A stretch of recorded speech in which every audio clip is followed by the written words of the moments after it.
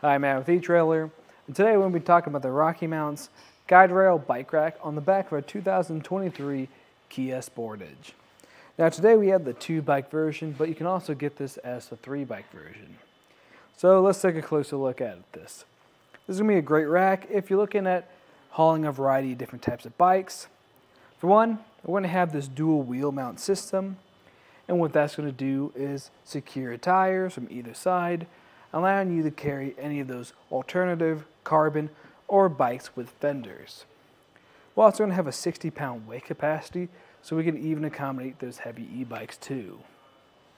And if you ever need to tote it away, you can. It's really easy. All you have to do is come to the bottom, and this is another thing I do like about this rack, is all the touch points are going to be coated in blue. So they're really easy to find and maneuver. And all you have to do is pull it, let it tilt towards you. Now this tilt is pretty extreme, so if you have any really heavy bikes, this might lower a bit, but we shouldn't make contact with the ground. The main thing is just watch out for your head if you have 2 bikes on here. And now we can access our hatch. And this is going to be great if you have any groceries or any other gear you need to access, like getting your helmet, or if you need to put on your shoes, you can just take a seat, tie them right here, and get ready for your ride. And then when you've grabbed everything you need, you can shut your hatch and come to the front of your bike rack and put it back into the seated position. And to do that, all you have to do is lift up on it until it clicks into place. Now, we'll say if you do have those really heavy e-bikes on here, that might be a difficult lift for you to do. But if we want to take a closer look at this rack, we're going to have to take our bike off. And to do that, we're going to come over here to this mount. I'm going to have this blue button that we'll need to press in, and that will release. And then once it's released, push up on that button now, and then you can push this mount out of your way. You just repeat that same process on the other side, maintaining control of your bike by the frame. And now, all you have to do is pick it up and pull it towards you. And then you can take it out for a ride. Now we can take a closer look at the rack itself. So if we look at the trays, those trays we have 2 sections. They're going to have this thinner portion in the center.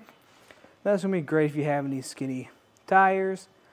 And then we're going to have this wider section if you have any of those 3-inch standard tires.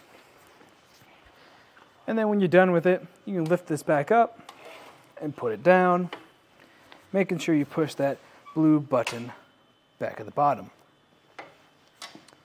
And something else I'll point out, we have this blue knob. You can actually adjust this with an included tool to accommodate different wheel sizes. And another way you can do this is you can push this blue button down like that, and it'll ratchet down. And at the very end of our rack, we're going to have this rubber tab. If we remove this, you'll see we have this open channel, and that's for your included chain lock, so no one can come by and remove your bikes. But now we can take some measurements to see how far away it sits from our car.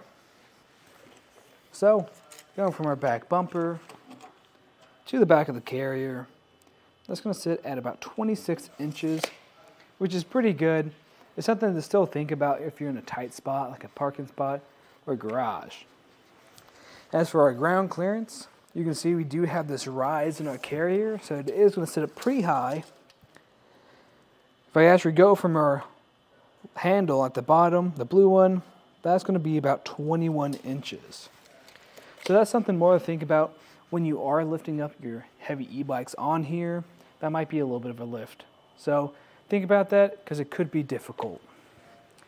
Now if you want to save on some space, you can fold this up. All you have to do is pull on that blue handle again and fold it up. Now we'll say this is extremely close. We've had other dual mount carriers on here, and they barely make contact, but this one does not. Now it's really close, but it's also very secure, so it's not likely of making contact with your car, but definitely keep an eye on it. And now we can measure how far it's going to stick out, and that's going to be a little bit over 9.5 inches, so that's going to save you a lot of space. As for how it's going to sit back here, it's going to block pretty much all of your license plate and all of your backup camera, but you'll still be able to use your taillights and see out of your back window.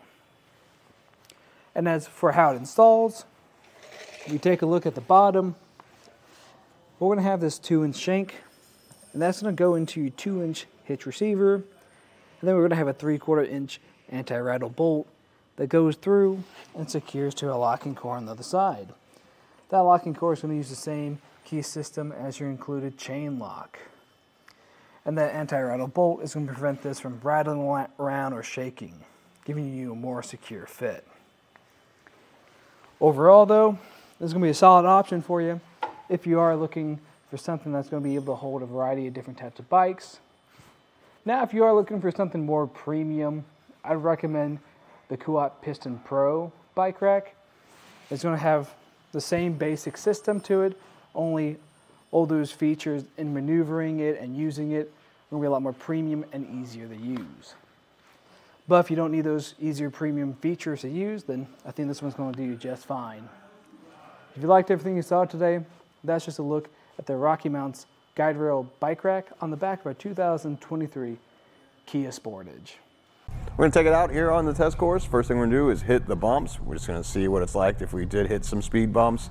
I'm watching the bike, watching how it holds on the tires. It looks like it moves just a little bit, not too much. This is mostly standard with other bike racks, so nothing to worry about. The bike doesn't look like it's going anywhere. Now we're going to go a little bit faster in the parking lot. I'm going to take some aggressive turns and see how it handles there. Looks like it's fine. I see a little movement again, but again, the bike's not going anywhere, so I don't have to worry about it.